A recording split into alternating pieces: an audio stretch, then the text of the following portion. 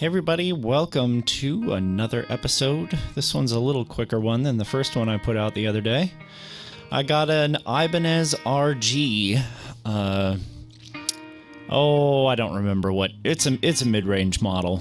It's not their cheapest, not their most expensive. Worked on quite a few of these, and I actually I've really been impressed with their quality. Even the less expensive guitars really seem to be pretty decent. Probably the only thing on the less expensive ones is the pickups are generally not that great, but other than that, the attention to detail on the builds, even on the cheaper guitars, has always really impressed me. I love these bridges. I think it's an Edge 2. Can't really remember. I'm gonna probably call it a Floyd Rose 9,000 times, but that's not really technically what it is. I don't know. Anyway. I love them though, because the strings just go right through the back. You don't have to deal with those little locking blocks.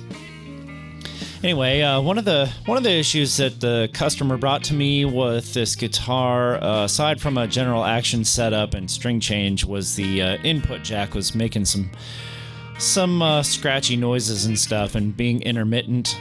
And that was immediately apparent when I pulled it out that the shield had just busted off of its solder joint.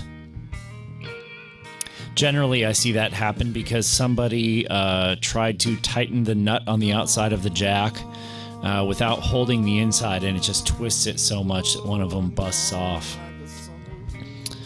Little fade right there was me going over to my other workbench where my soldering iron is and trimming and resoldering that. Now I'm just sticking her back together.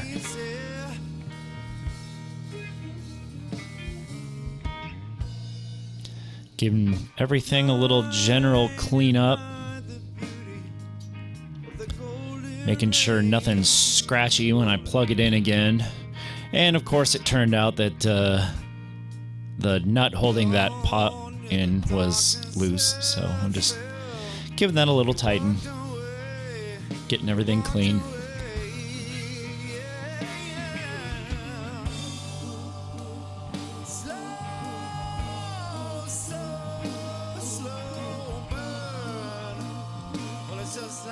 It's kind of funny, in the same week I worked on two pointy Super Strat style guitars that were both basically the same color with same color necks. Different guitars. It's just funny that I worked on them both in the same week. Getting the back pulled off there so I can adjust the Floyd Rose as I get all the work done. Spray away glass cleaner. It's like a foaming glass cleaner. I like to use it on necks. It helps get lots of that finger grime and corrosion and stuff like that off of the neck.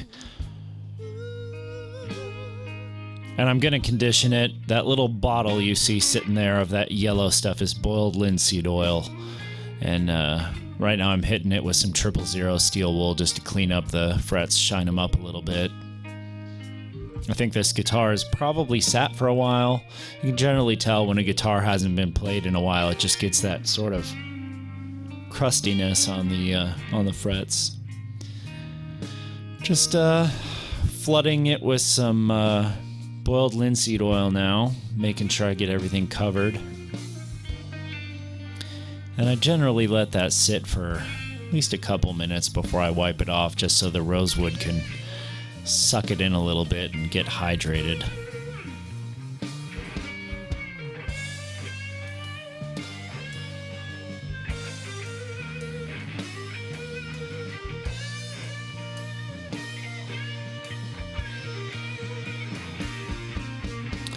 I think this was a set of like 9 to 42s.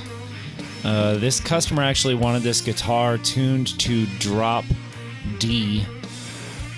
So I ended up using a larger low E string that I had on hand just so it wasn't so flubby, because a 42 down to drop D is not going to sound that great. It's going to be kind of flubby.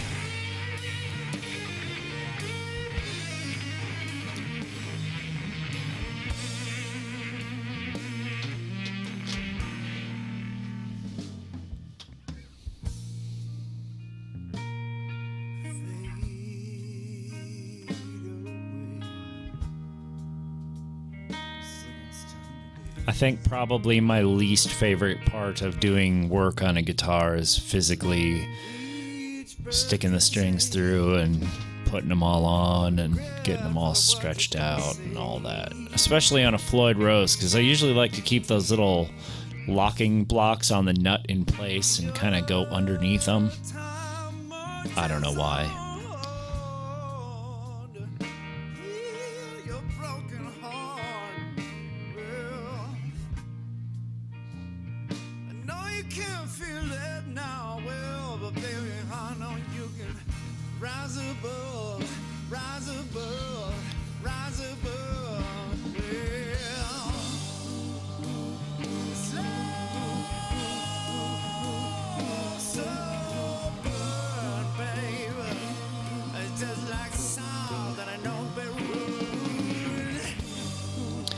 One of the fun parts of working on these guitars with these Floyd Roses is, especially if they're not set up quite right for the strings you're putting on, you just are fighting back and forth with getting it to be level on the body when the strings are up at pitch.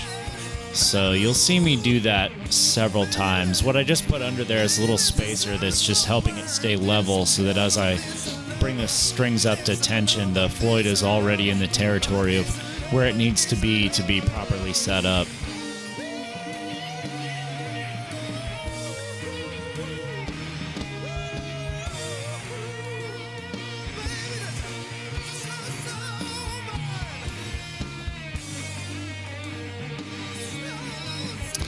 Pulling off the truss rod cover, I think, perhaps, right now. And getting everything tuned up. Fun fact, that little chord tuner, I've probably had that since I was like 15. I have a couple of them. I love them for doing intonation work. Their digital readout, I just really like the way it works. It gets me really close to exact when I'm doing intonation. So, and the batteries in that thing, it's got 2 AAAs and they'll last like years before I have to change them. So that's fun.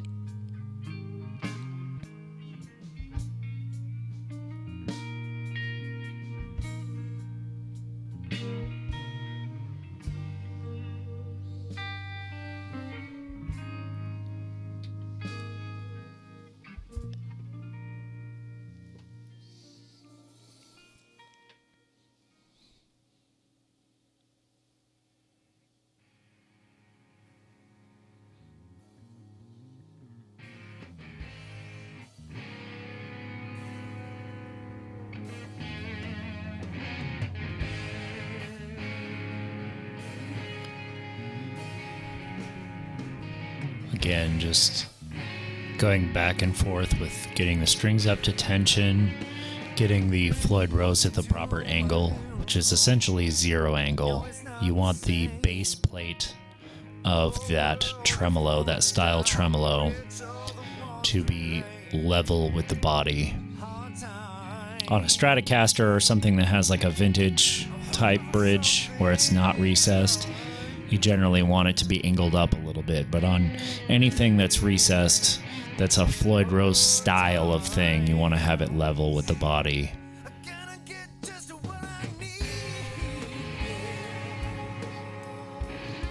I did have a decent amount of issues getting the bridge low enough, the neck flat enough, and all of that to not get any buzz. Really was wanting the action to be a lot lower than it was when I first started working on it. It was pretty high. Full disclosure, this guitar actually came back to me a couple days later. I put a cardstock shim under I just realized what I did with my hands there. What ended up happening was, even though I put a shim under the nut, which is what I'm working on right now, the second fret was high, and the first few frets, they were not level with each other. So the guitar ended up coming back to me, and I ended up having to do some leveling work just on the first 5 frets. There was just some buzz there, but that's been done, and the guitar is playing great now. So, but I'm just using some cardstock. It's actually a Stringjoy little card that comes in a box of Stringjoy strings. It's some really high quality cardstock. There's my old boy Buckley back there. See him for just a second. He's my first and only dog. He's about 12 years old now, and he's the goodest boy. True story.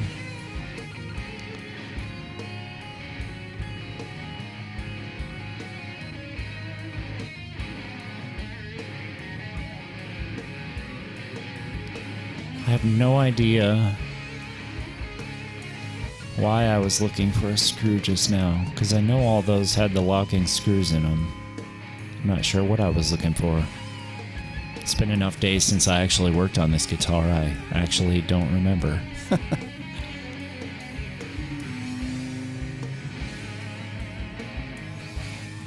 Once again, just that constant fight.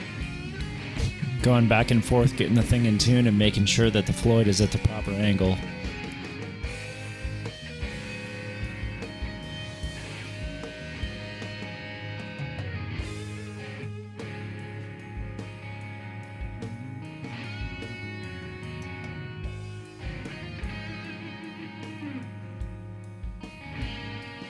This is pretty typical of a cleanup on a guitar, though. All the things that I would do on anybody's guitar.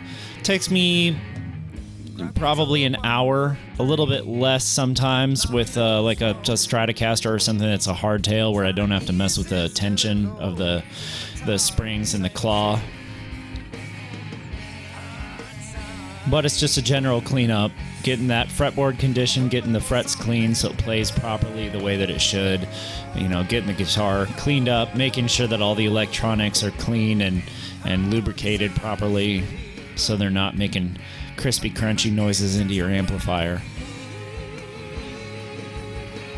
And of course, one of the more important things to do working on anything that has a locking nut is always make sure that even after you get the strings up to tension, you give them a good stretch. Get your fingers on there and do a nice controlled pull on every one of those strings and just kind of work them in a little bit, because you'll end up losing all of the adjustment on your small adjusters, which you can see that's what I'm adjusting on now.